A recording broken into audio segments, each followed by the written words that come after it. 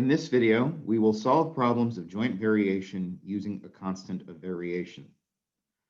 One quantity may vary directly as a product of two or more other quantities. This variation is called joint variation. To solve problems of joint variation using a constant of variation, first, symbolically represent the relationships among the variables.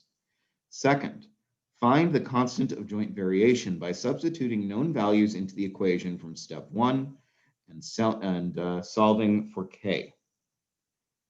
Third, evaluate the equation from step 1 using constant of joint variation from step 2 and other known variables.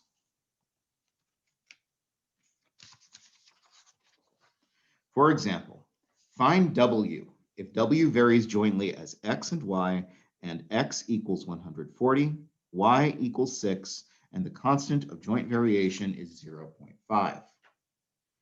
So W equals kxy. That's what W varies jointly as x and y means.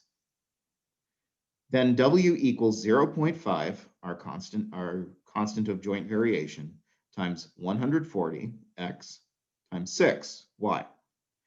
If we multiply all of that out, we get 420. W is 420. Looking at a slightly more complicated problem, the simple interest for an account is jointly proportional to the time and principal.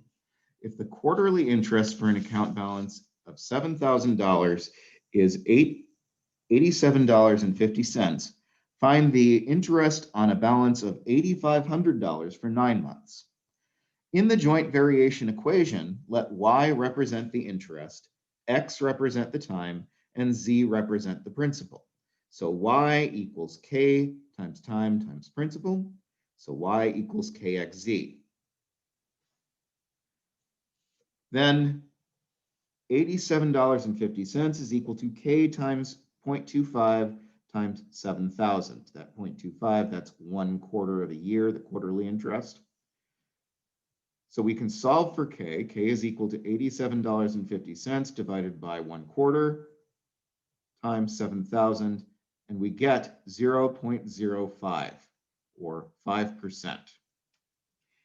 Plug that back into our equation with what we know for our second bit of information here. $8,500 is the principal, and 9 months, or 3/4 of a year, is the time.